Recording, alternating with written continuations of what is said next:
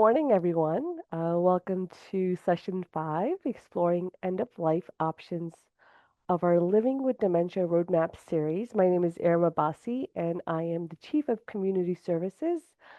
I will be guiding us through today's session. Normally, you would see Emily Kearns, our Dementia Care Coordinator, here with you, but she is out sick. We wish her a speedy recovery, and I am happy to step in on her behalf. As many of you know, the Living with Dementia Roadmap was created by our amazing Dementia Friendly Baltimore County leadership team. This team is made up of professionals from across different sectors: healthcare, community organizations, aging services, and advocacy group, each bringing unique expertise and shared commitment to supporting families and individuals living with dementia.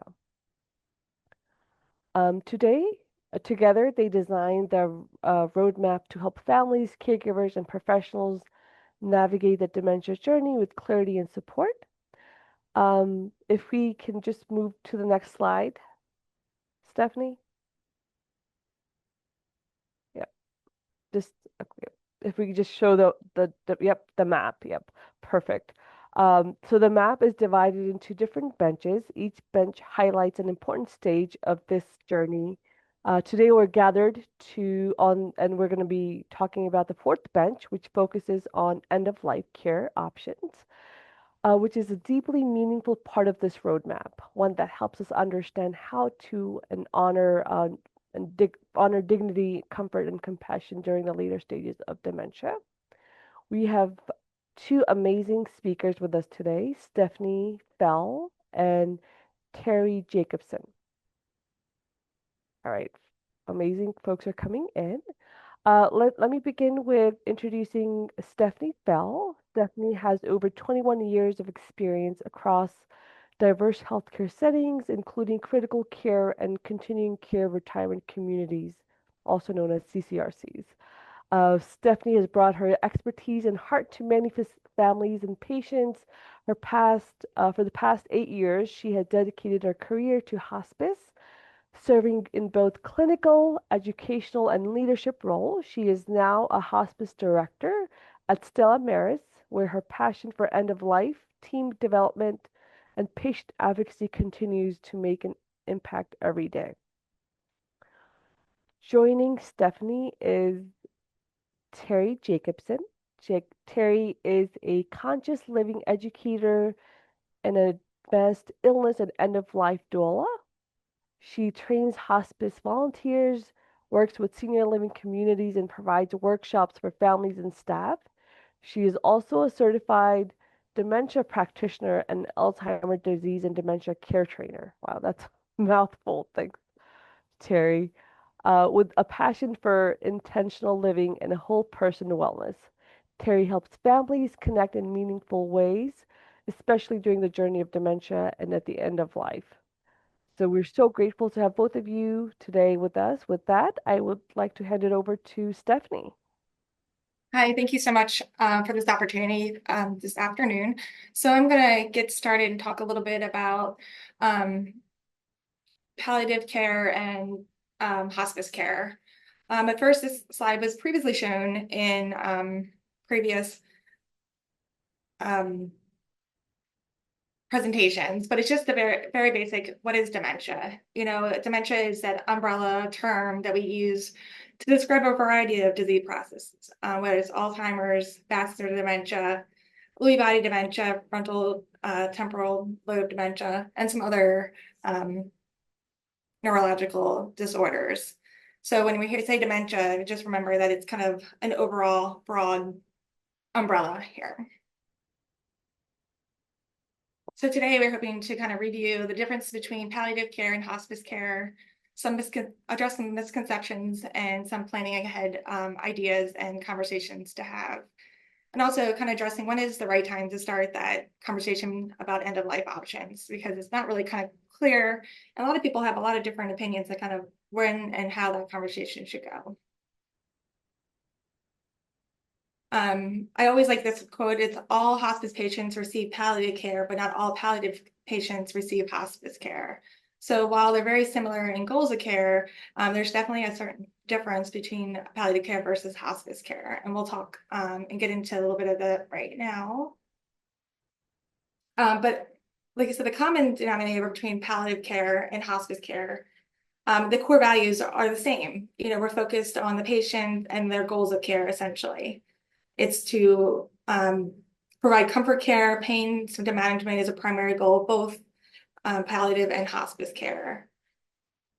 We strive to optimize quality of life, and it's a holistic approach on both frontiers. So both are looking at not just the patient, but the family, looking at a variety of psychosocial, psychological, physical, and spiritual needs that that patient may have.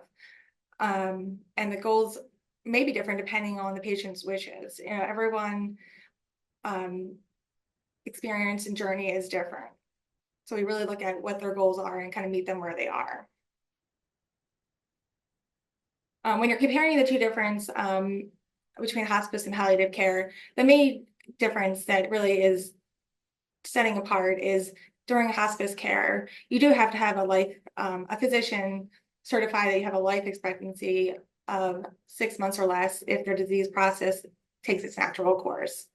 With that being said, that's a physician's educated decision or diagnosis, but we have patients that are on the hospice for much longer than 6 months. You just that is the baseline to start hospice care and continue with hospice care.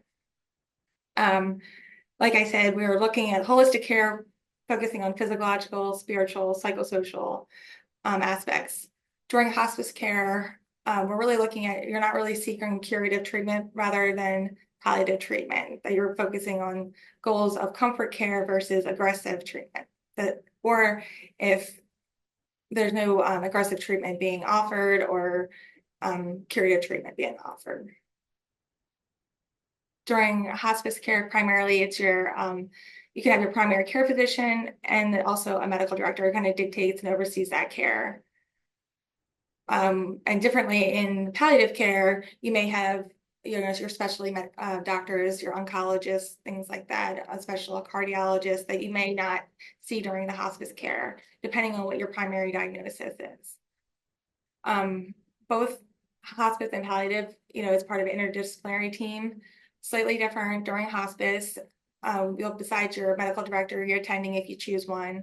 You have social work, we have spiritual counselors, bereavement counselors, and skilled nursing and volunteers during that interdisciplinary team. During palliative care, typically there is a palliative physician or nurse practitioner that oversees that care. Their specialty is palliative care, like our medical director in hospice specializes in palliative end-of-life care. In hospice care, typically you're seen in your home, whether that's in a residential area, whether it's your home, your family member's home, an assisted living, independent living facility, a long-term care facility, or an inpatient freestanding hospice agency. And in palliative care, you can be seen in any place, whether it's acute care in the hospital. There's oftentimes, luckily and thankfully, there are growing programs through most all the major hospitals for palliative care. And so you may have a palliative care consult when things are complex in a hospital. A lot of people are kind of scared and nervous about that when they hear palliative care. They think, oh gosh, they must think I'm heading towards end of life. And not necessarily. It's kind of really oftentimes they're a great tool of kind of putting all the pieces together and looking at what the goals of care are, and establishing that in the big picture, and sometimes really taking that time to explain the whole situation. And that could happen, like I said, some programs are just consults in the hospital. Some will, an actual program in different agencies have that will follow you through subacute rehab or in your home, do outpatient visits. So it looks a little bit different for everyone, and depending on what area you are in, what is provided or able to be provided. Hospice, we're focusing on symptom management primarily. We're looking at controlling those symptoms, keeping people where they want to be, and typically that's in their home. Again, whether that's in an independent living, an apartment, a family home, a long-term care facility. or assisted living. And the same thing with palliative care. They really are looking at focused on symptom management. And also they are really good about really getting that, if you're doing it from acute care, getting that goals of care conversation, kind of bringing that big picture and aligning that with the team that are taking care of you.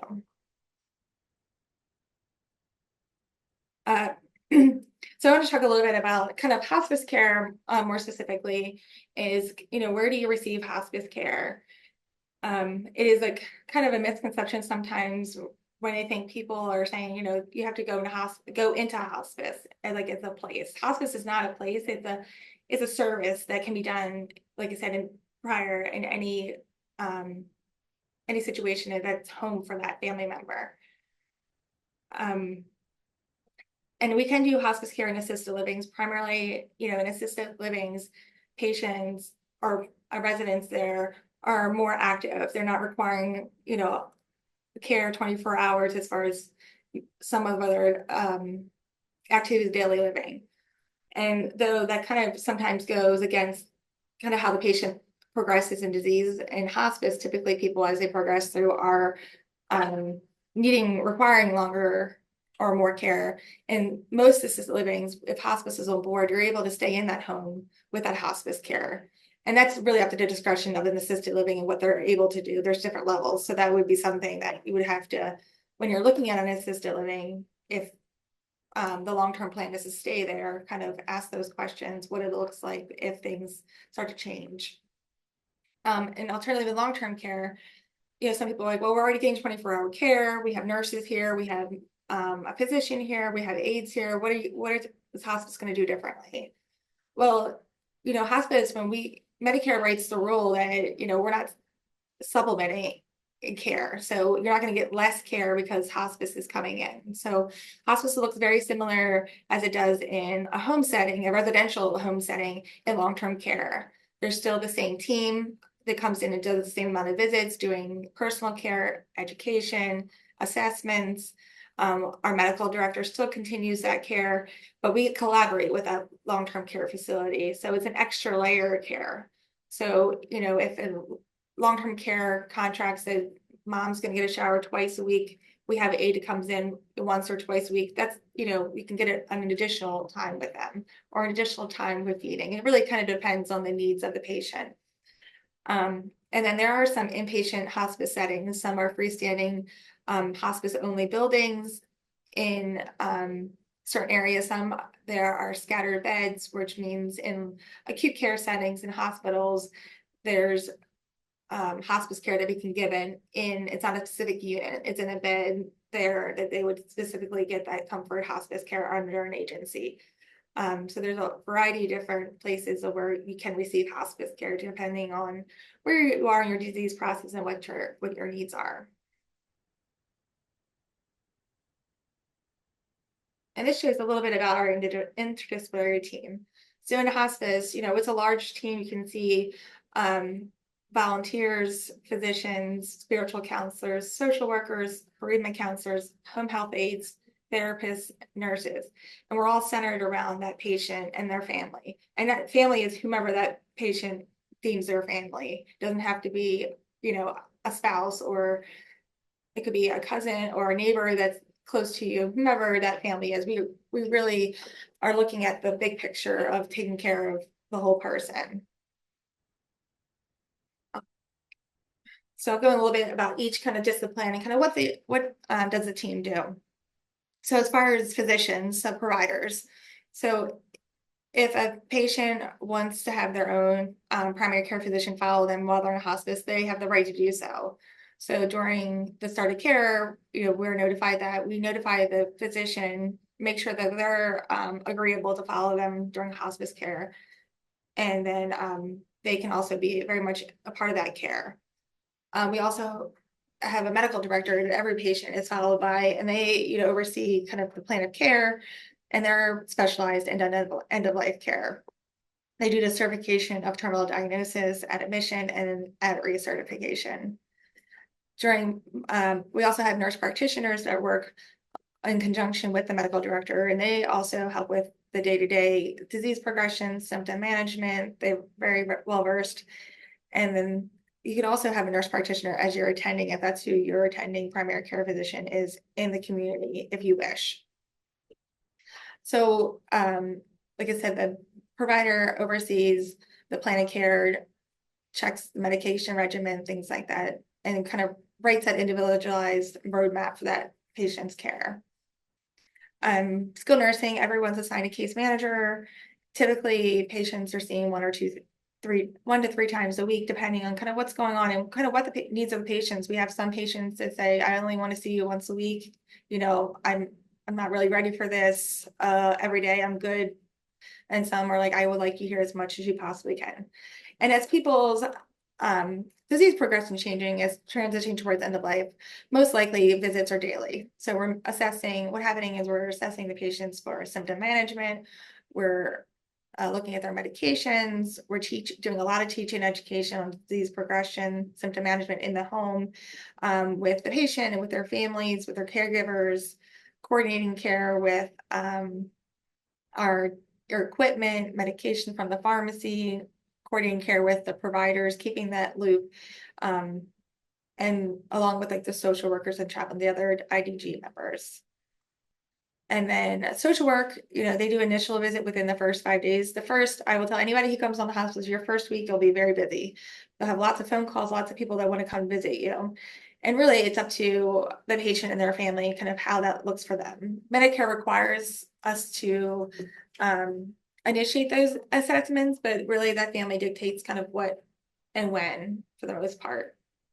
So social workers come in and they are used for a variety of reasons. So our social workers are used for emotional support. They are used for resources, such as setting up some assistance through like BCDA assistance, getting paid caregiver information, working with FMLA, kind of coordinating end of life care, and again, the emotional support. So oftentimes patients after their first initial visit are seen probably monthly, but there are some, and depending on the situation, people can be seen bi-weekly, even weekly if need be by that social worker.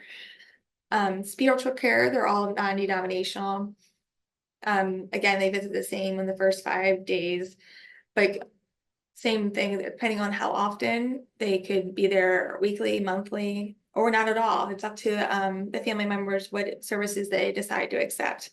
Our spiritual care can offer prayers. They can sing hymns. We have one that plays guitar and offers just companionship. And then also, if there's a specific religion or spiritual need, they can coordinate with their parish or their institution.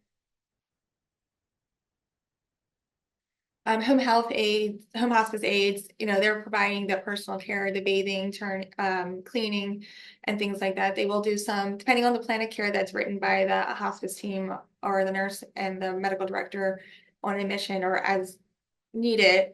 They can do some light housekeeping as far as changing bed sheets, keeping the room, tidy. And they also can be used for companionship.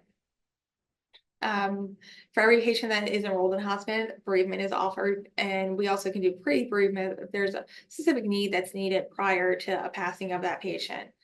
But everyone that is in hospice, they have up to 13 months after the patient passes that they'll receive bereavement services, and that looks different for everyone. Sometimes people would like just the written kind of touch base. This is what you're going to be doing, feeling maybe at month 1, 3, 9 months, things like that. But they're also in-person visits. Sometimes there's virtual visits, there's support groups. So really kind of depending on what those needs are. And then again, that's for up to 13 months after that patient passes. And that could be, it doesn't have to be an immediate family member. It could be someone, that just took a lot of care, or just a family member or a friend that needs that extra support.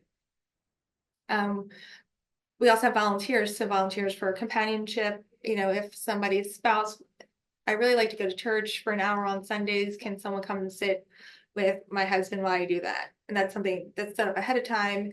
And also, they don't provide any hands-on physical care. They're not aides. They're not going to clean, bathe, feed, but they can, be there for them to kind of have companionship, conversation, play games. they also use volunteers here in our office for some of the bereavement services, things like that. And then therapies, which is offered for more so for looking at safety evaluations and physical therapy, occupational therapy, and speech therapy to make sure that the equipment that's in the home is appropriate for the patient, making sure there's any fall precautions, things like that they're swallowing correctly.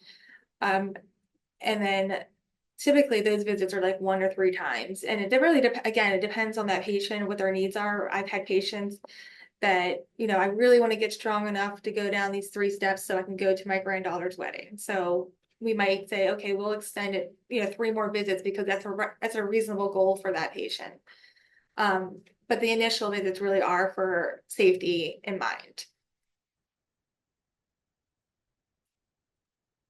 And then I'll move a little bit on, that's kind of the basics of kind of the hospice basic care. And then I'm just going to go through spelling some of the hospice myths. Often people are equating hospice with giving up. And most often you see that with a cancer diagnosis and things like that. And it's not really giving up, it's really kind of realigning those goals, right? Sometimes aggressive treatment isn't successful, or the side effects are so great, their quality of life is not really meeting their goals or, their comfort level. So it really kind of helping people realign those goals, not giving up. It's kind of realigning goals. What is important to somebody? And across the nation, hospice is for people whose death is in days to weeks away. It's a misconception. When you hear anybody says hospice, everybody goes, oh no, because they think your death is imminent, meaning days to weeks. And so often, that's not a case. And obviously you've heard me say multiple times, goals of care, because that's really what we're focused on in hospice and palliative care, is focusing on that goals of care. And that looks different for everybody. We meet people in various places in their hospice journey. Some patients we're only seeing for a couple of days, but I have patients on services right now for 2 years, and everyone's like, how does that happen if you have to have 6 months or less? Well, it really depends on how the disease progression. And Alzheimer's, dementia, that is one that you have a longer length of stay, typically. And, under Medicare guidelines, we just really have to show that they're continuing in that need and their disease is progressing, which makes it challenging in a way, because while they have a longer stay, the Medicare is also locking down, looking at it and say, are you sure they are end of life care? So there's lots of criteria and that we look at throughout their whole stay in hospice.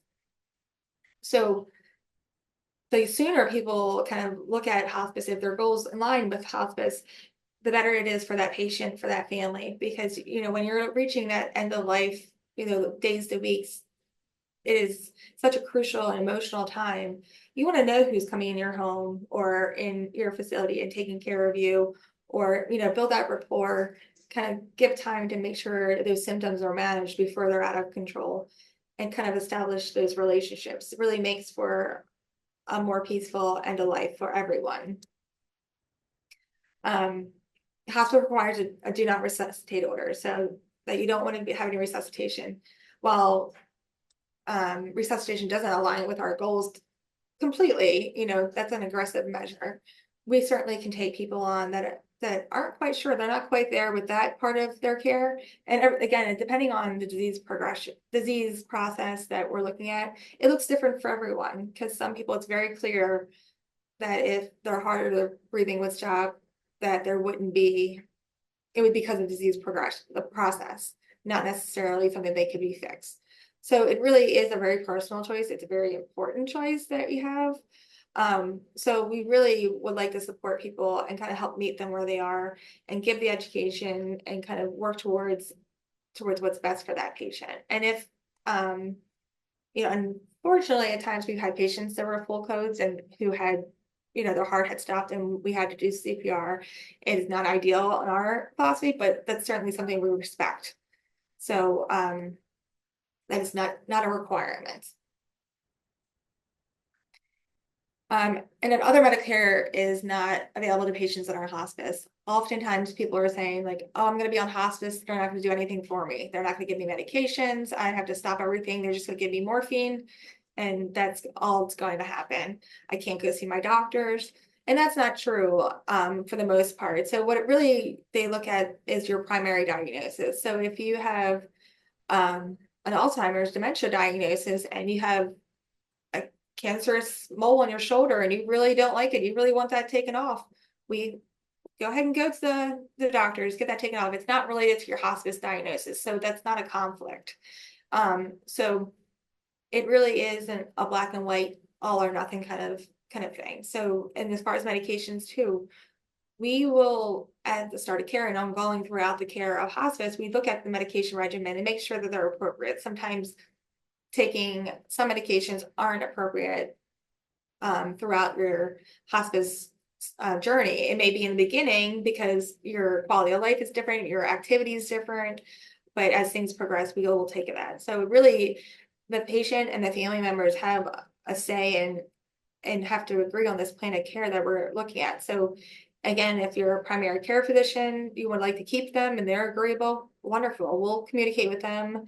If you want to take every medication that's ever been prescribed by the doctor and you're sure if your body can handle it and it's appropriate, we'll work with that. So really there is no black and white, we're going to take everything away. You're not going to be limited in what you can do. There's a lot of, I always say there's a lot of gray in hospice, and really you just need to, and every hospice agency is a little bit different of what their philosophy and how they're, and based around their medical director. So always ask questions, why, I would like to stay on this medication, or can I go see this physician? It's really very personal. So there is no blanket yes or no, hard yes or no usually. And also misconceptions, once you're on hospice, you're on hospice, there's no turning back. So hospice is not a one-time deal. It's a hard decision, and depending on where we are meeting in your journey, there is other options sometimes of either doing a more aggressive treatment or just not quite ready for whatever reason it could be. So it is your right to stop hospice at any time. And you can come back on hospice as long as you're, deemed appropriate and certified for hospice, that you're appropriate for hospice. So those are pretty common misconceptions. The only other common misconception that really I feel we hear all the time is everyone's just going to get morphine and that's going to make, death happen so quickly. And that's not really kind of at all how that happens. Some people on hospice get morphine. It's a great medication that has helped for end of life symptoms. It works really well for respiratory stress, for pain. I have patients that are on for COPD, pulmonary disease, that take morphine throughout the day for months and years because that really works for them. Some people are on hospice and pass on hospice and never taken morphine at all. So while we do order it as a comfort measure, it doesn't, not necessarily used all the time.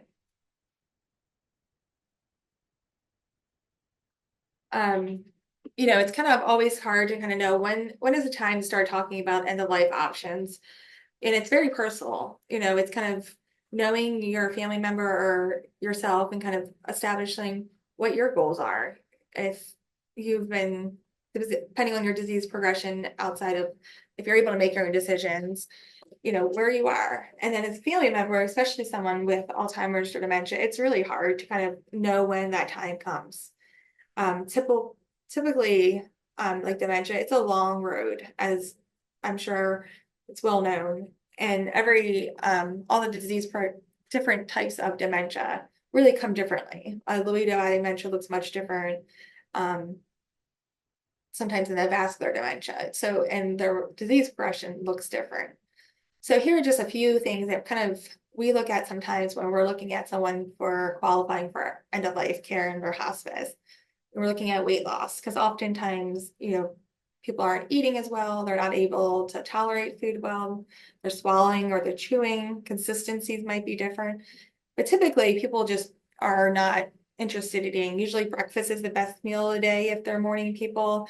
And then it usually dwindles as the day goes by. But we're really looking for a significant weight loss, approximately 10% in 6 months.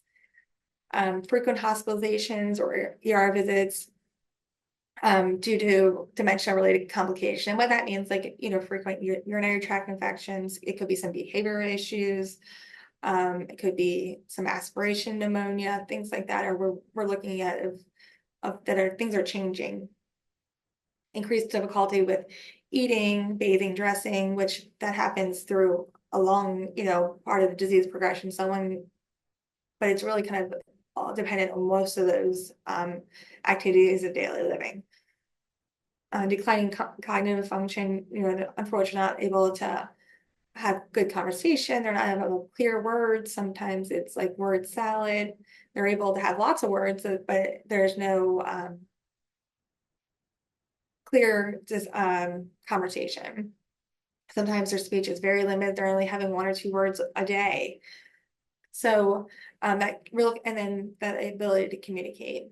Wounds we're looking at advanced wounds, stage 3 or 4, which means down through the tissues or the bones exposed or things that are just not healing. Again, the recurrent infections, there's upper respiratory, urinary tract infections, sepsis, things like that. And then, of course, for a physician, kind of says, things are progressing, and I really think they're hospice appropriate. If their disease progression makes the natural course, then we think about 6 months or less. So there's a very kind of generic, kind of the starting point we kind of look at when to talk about end of life symptom options. I added this little slide. I think it's pretty interesting that this is from the National Hospice and Palliative Care Organization. They released, that is a couple of years old. It's from 2021, but it shows that neurological, which dementia and Alzheimer's falls under that category, equate to the same amount of patients on hospice as cancer patients. I think oftentimes in the community, people think hospice, they think cancer diagnosis, not necessarily all the other diagnoses that we do see. So that accounts for about 24%. But differently on this, it shows that the average length of stay, when I was saying like usually Alzheimer's and dementia patients are on service longer, their average length of stay is 155 days versus a cancer diagnosis, which is 51 days. So you can kind of see that it's a longer journey typically under hospice care than some other disease progressions. And unfortunately, the way Medicare is kind of looking at things, sometimes we're having an increase in live discharges, meaning people will say they graduated from hospice, and oftentimes it's the dementia Alzheimer's because of the lack of decline. And usually if they're at home or in certain facilities or assisted livings or long-term care, it's the result of good care. When there's family members that are taking care of mom around the clock and, really helping her eat, doing all the things, they, unfortunately, they might have a low level of their daily living, but they're doing well enough because family is taking care of them. So talking with your doctor, it's really important to kind of establish those relationships with your doctor, and making sure if you have advanced directives and making sure that all those things are put in your medical records of your family members. And so that way, if something were to happen, if you were hospitalized, that it's known, if especially, worst case, your mom goes in the hospital, you're on vacation, so no one who's there taking care of them knows, there's an advance directive or a living will. So the more kind of documented information is going to be beneficial for your patient, or sorry, your family member, and you should do it for yourself. I think it's probably been talked to a lot of times. The earlier we can put in writing what our wishes are and who we want to make those decisions, if we aren't able to make those decisions, the best thing is. And that also, if you have medical power of attorney paperwork, I would 100% keep that on your phone, keep it handy, so that way there's never a question if a situation arises of who's going to make that decision. And then also make sure when you're asking your physician, what is understands how like your personal, what defines quality of life versus quantity of life. Everyone has a different idea of what that means to them. I may think that quality of life is one thing, while somebody else may like, well, no, I really don't, that's not important to me to be able to get into up and walking. Where for me, I would like to walk, but for me, I'm fine not, being bed bound. So like it's a different quality for everyone.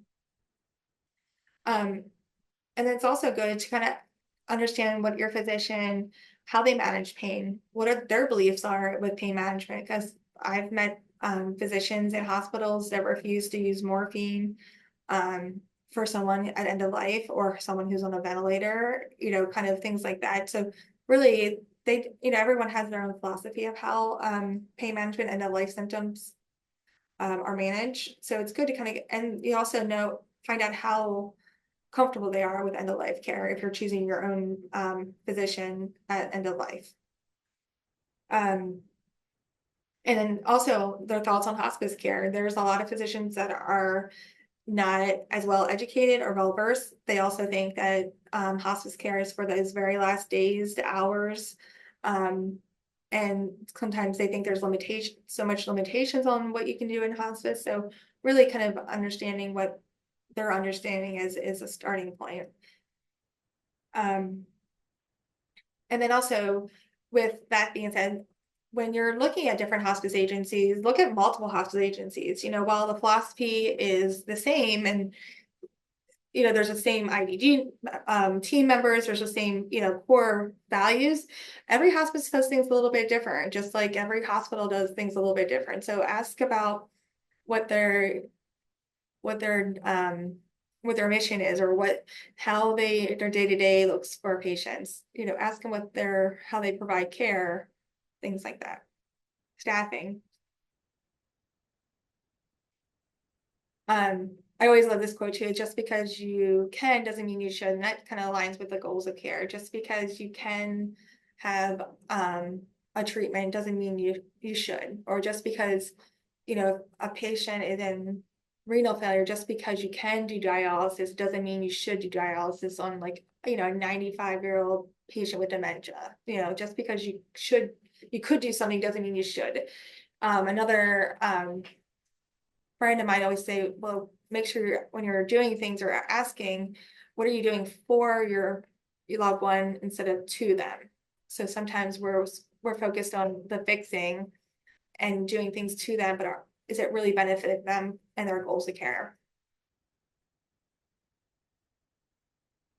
And again, like I said before, planning ahead, you can consult an elder law attorney. That's a great way to start. Kind of, they will be able to encompass all these different variety of paperwork and management that needs to be done for you. Power of attorney paperwork is very, very important. Even if you're the only child, it's important to have that paperwork. Advance directives are always important for when someone can't speak for themselves. Will discussing end of life wishes. And then considering an aging life care management or placement company to assist with scheduling tours and researching options. There's so many options as far as placement, if that was needed, or even programs that is available. And there's more contact information. I think I am. At this point, we can open it up for questions. If anyone has any questions for Stephanie, you can certainly unmute yourself or you can put your question in the chat box.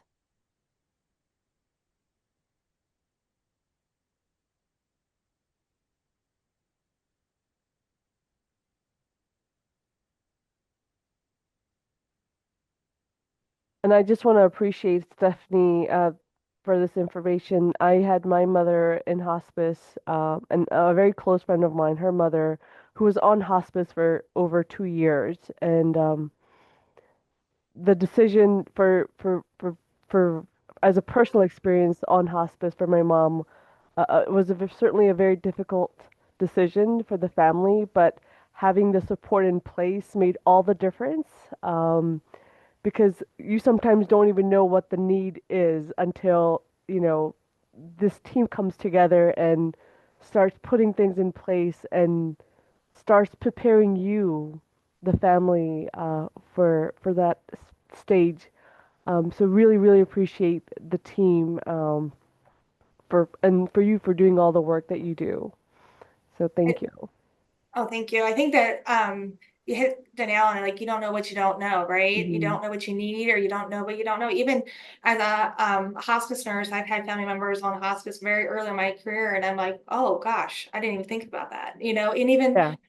um, as being a nurse and having close family members, like you want to be, a daughter or a son. You don't want to be that person in that life. So having that additional support is great. And it really is. And then, like I said before, like sooner you really kind of, if it's not where your goals are aligning, the sooner you bring those players in, the benefit is to the family members because then you build that rapport. And there's a comfort level, especially for someone who has dementia that may not be Hmm. comfortable with new faces or that big change. Absolutely.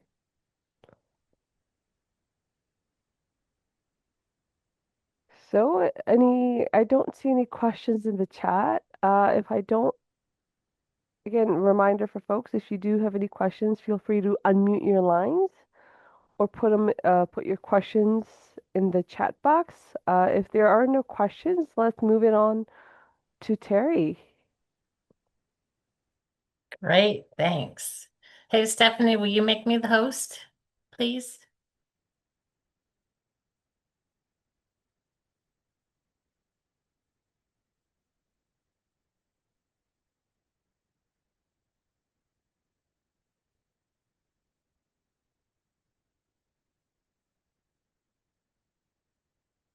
Or I can just cue you also.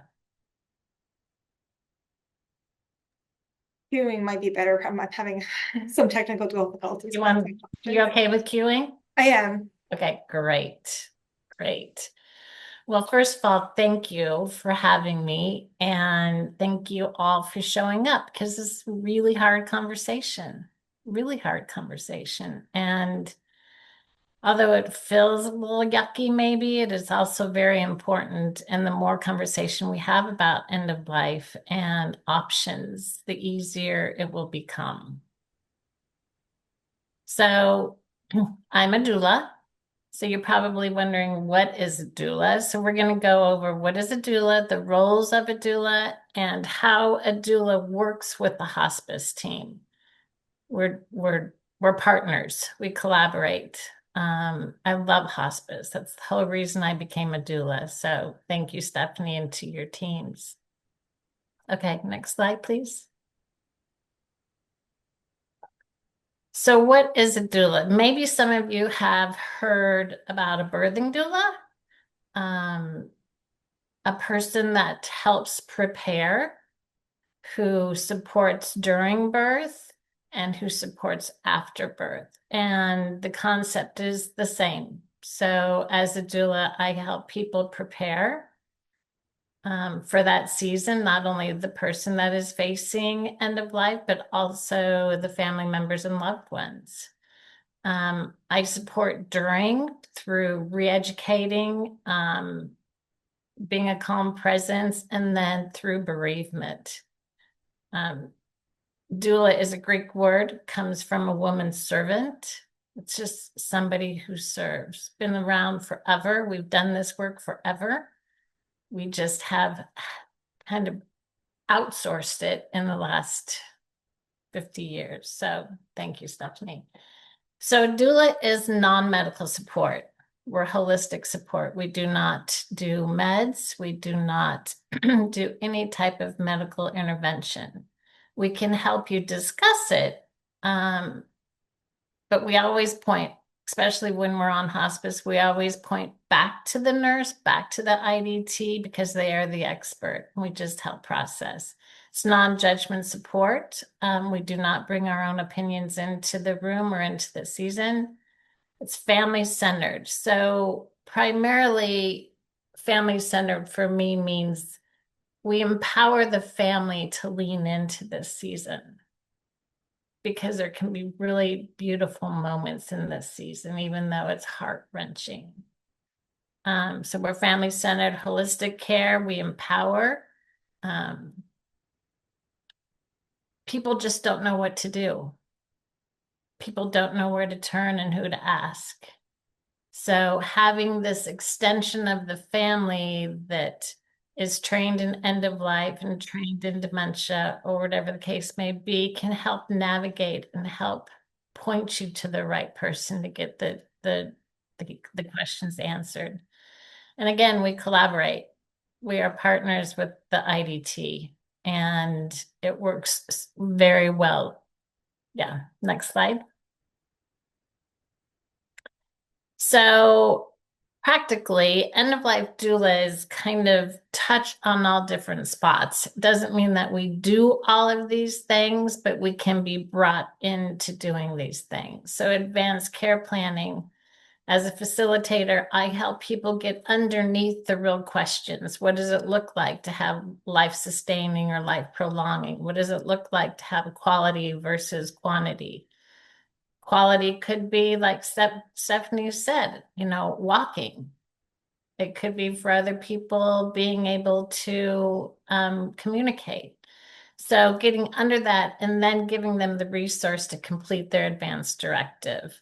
Respite caregivers, I set up a lot of share the care plans where we assign certain people certain roles. And everyone agrees on how to do that. And that way the burden isn't just with your close inner circle. We can stretch that out. So we stop doing and we start being with our loved one. So next slide. So this is something that is popping up. People are finding that a doula partnership is very, very helpful. And again, we've been doing this a very long time. There are a lot of solo agers. There are a lot of people that are taking care of someone with dementia that really feel solo, feel isolated. So having that extra layer to process, to talk, to educate, to reinforce can be very, very helpful, not only for the person facing end of life, but the care providers as well as the hospice team or a palliative care team. Okay. Every doula is unique.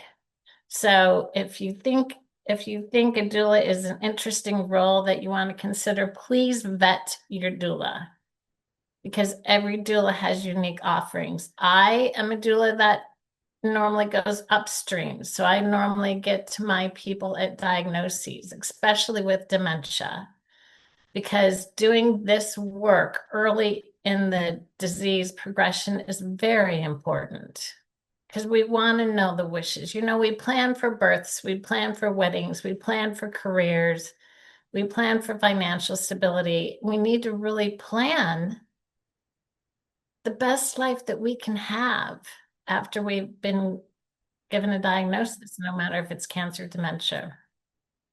Some people vigil. Some doulas only vigil, which is like the last 3 to 4 days of life. Some people really focus in on green and home funerals. So every doula is different. Not all of us do all of it. So just really vet your doula. There are training programs out there. You need to make sure that they're trained, they're experienced. Yeah, that it's just super important for me. So why a doula? Why do you think maybe you'd want a doula? The biggest thing, it's a safe place to process. So many times there is something on somebody's mind, being it the person who's facing end of life or a loved one, that they cannot share with other people. They don't want to burden the other person. I've had plenty of clients, the family says, we're not telling the person they're on hospice. And then I go in to meet with the person and they're like, I don't want him to know that I'm dying, but and it's like, we just need someone to gather these people together in a warm hug and really sit so that everyone can be present fully. Trained in end of life needs, time and availability is another big one. Hospice is amazing. They are also very busy and they have very high caseloads.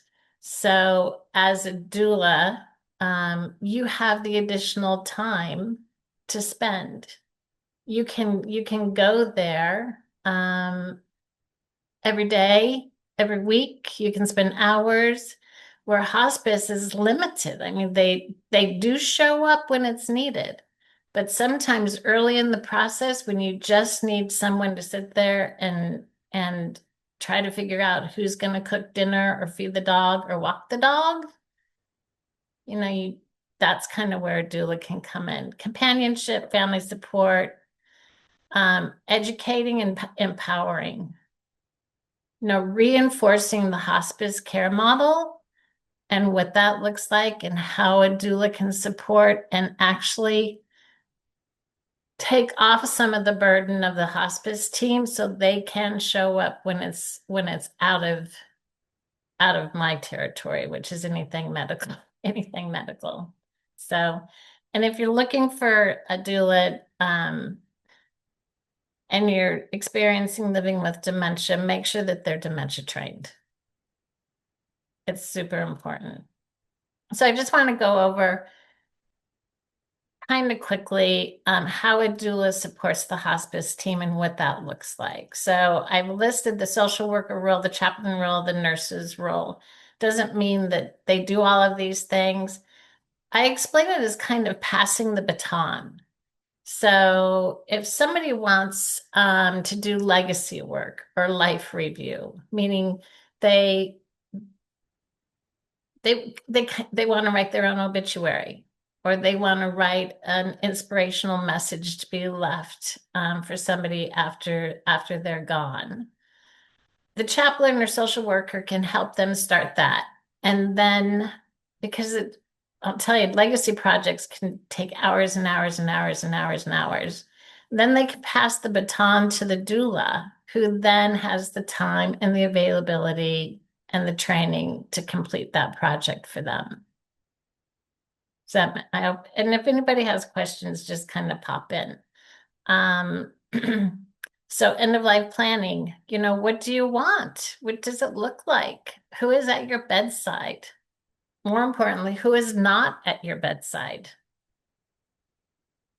How do you want that controlled? What does that look like? The music is huge, and a lot of people think that it needs to be soft and it needs to be symphony or it needs to be angelic. And we hope people can lean into allowing that person who's at end of life to experience everything that they loved. So if they liked country music, put country music on, have conversations around the bedside. So re-educating and kind of taking away these preconceived things that we all think end of life looks like. Being able to plan, I want to have one last party. There's a big movement for living funerals as opposed to after death. For the nurse, a doula is really an extra set of eyes and ears. We are non-medical, but we also are trained in noticing changes, the subtle changes. We re-educate people. Stephanie talked about morphine, and it takes a lot of hand-holding and talking about morphine with people in order for them to understand what a wonderful drug it can be if it's appropriate for you, especially for respiratory distress. Absolutely. Anxiety is just part of the season. So helping that person and the family with their anxious moments instead of calling a triage number and having a nurse come out is helpful also. So the doula in different seasons, every client is different. Every need is different. Every approach needs to be met according to what that need is. Next slide. Thanks. So I have kind of 3 examples. These were actual clients of mine, or this person is still with us. So dementia early stage, when this person was diagnosed, they called me and I went and we planned the whole entire funeral. We wrote his obituary. We wrote legacy notes and letters. We filmed videos while he was not deep in his disease, while he could pull back um, who he is, what his message he wants to give, so that these people have that video. Videos are very powerful. That video of their loved one prior to dementia masking it. So I did that with him. That was about 2.5 years ago. I started working with him, and now I see him once or twice a week to do engagement and to make sure, as he gets closer to the hospice journey, he's now in palliative care, supportive palliative care. But as he gets closer to that hospice journey, then it's also a time for us to sit with the family and kind of go through what that looks like. Aging safely, and really coaching and training the caretakers. As a dementia care trainer, I kind of go in and watch the care team or watch the family members interact with the person with dementia, and nobody's the normal person is not trained on this, and it's very frustrating and it's very scary. And it's like, you just told me this. And giving people new approaches, different words to use, can help bring that anxiety down as the disease progresses. So that's kind of what I do for early stage. Okay, next. This was actually a client of mine who was a younger client, who had cancer, and her mom had dementia, and she was the primary caretaker. So, and you get all these different scenarios. You have sandwich generation, which is young families raising children and trying to take care of their aging adult who is diagnosed with dementia.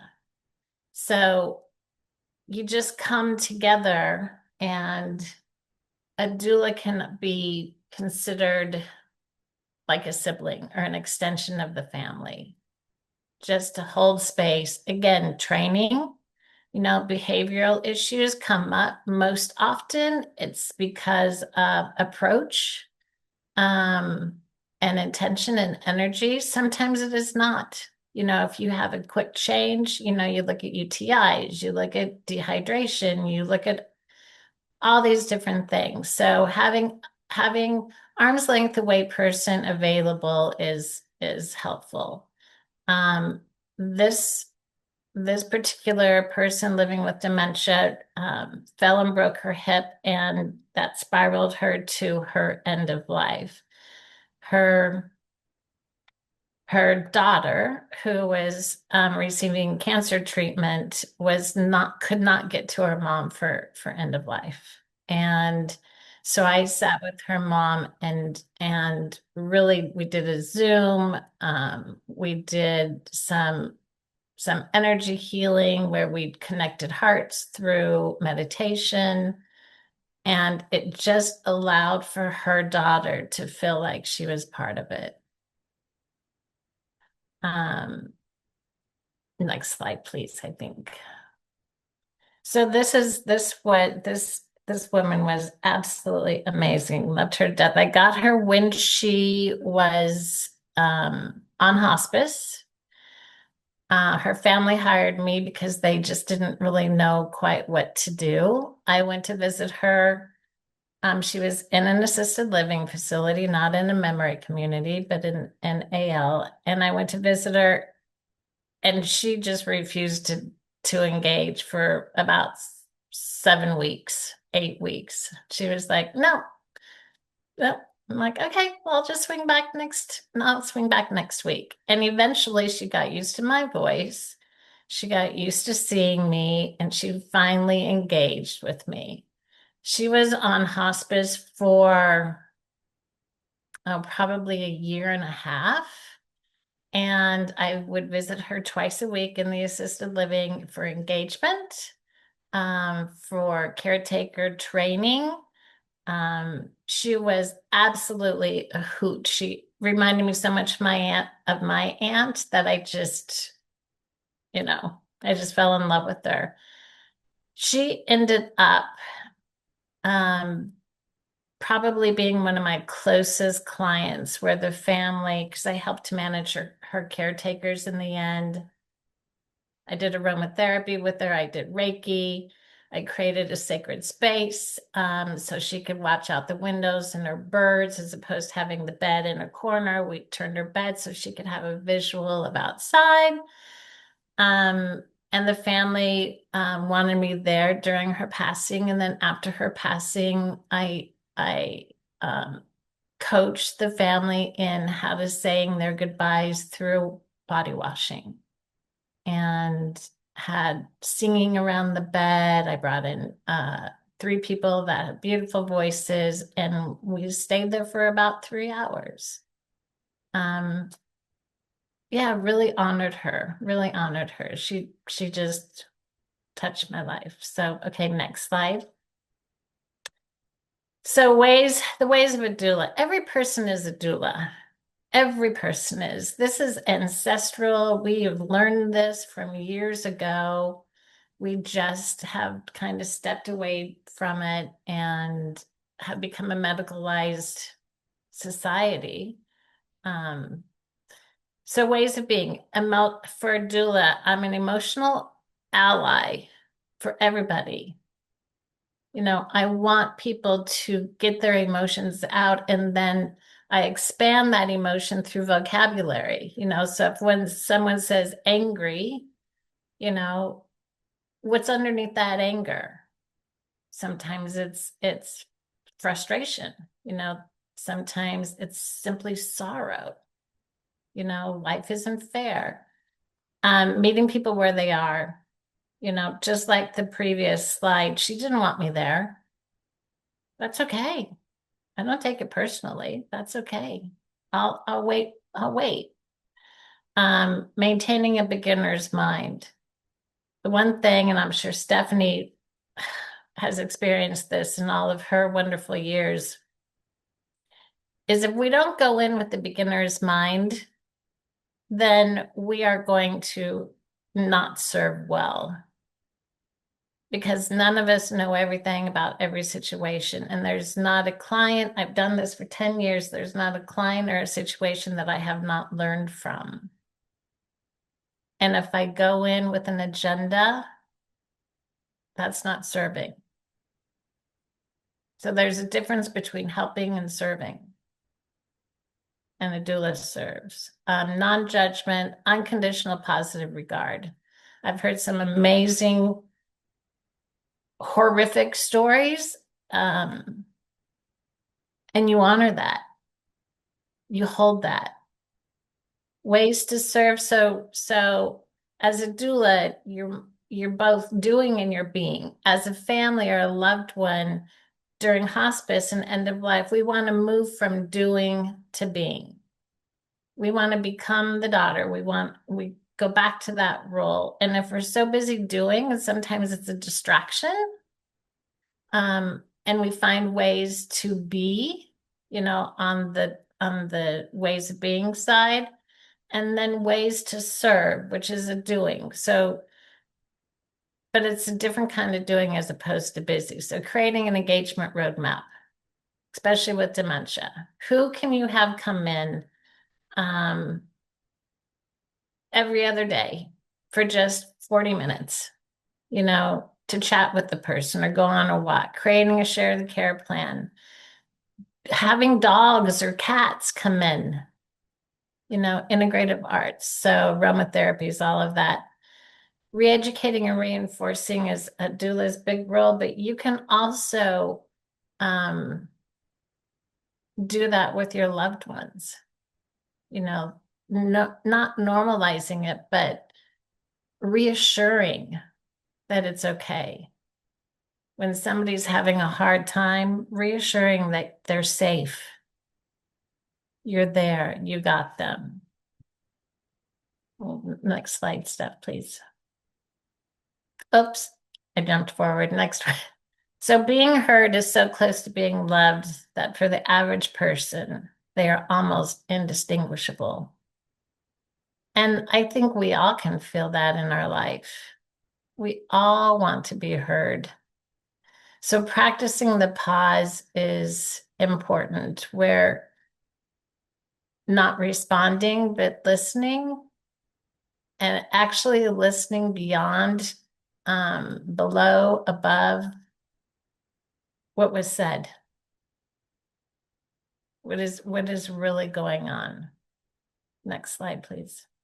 So here's some, I threw these in.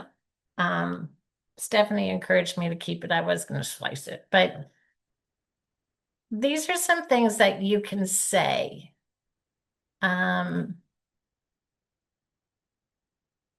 No matter, I mean, we can say these in life, not just at end of life, not just, when someone is in a hard time, but just acknowledging and that without judging and opening up, letting people know that you're a safe place, I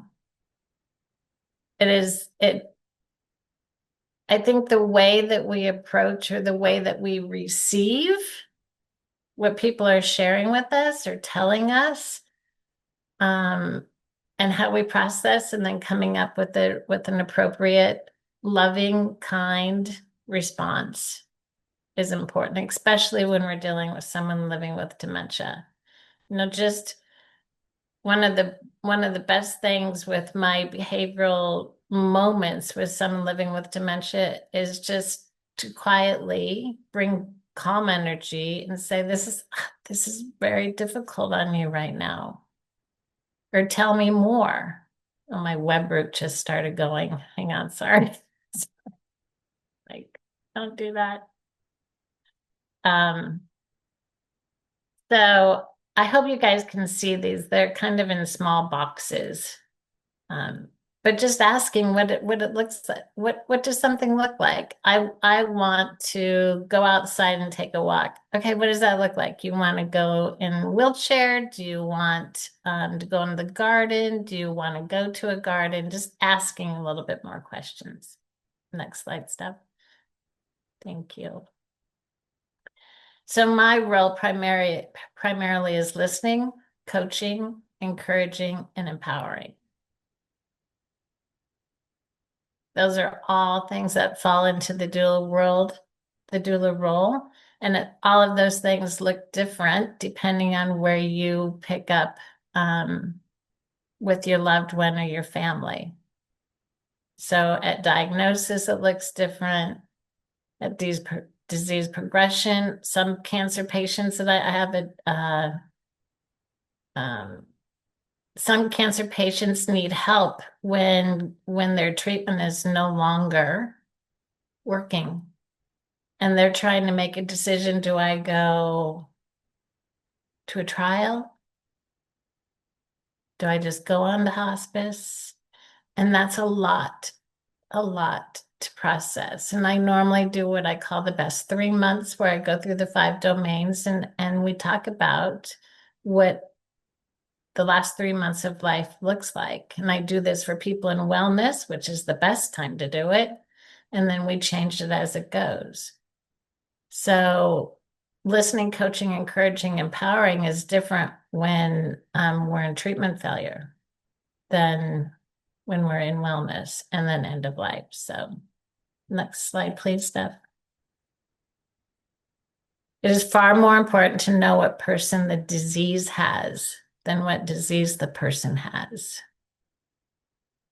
We have to, especially in dementia, it's so valuable to remind ourselves, reposture our heart to not see the disease, but to see the person, because they're still there.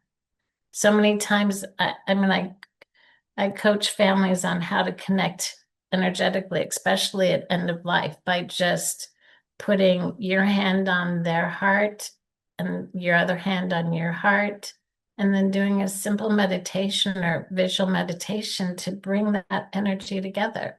We all know how that feels when a loved one touches our hand with no words.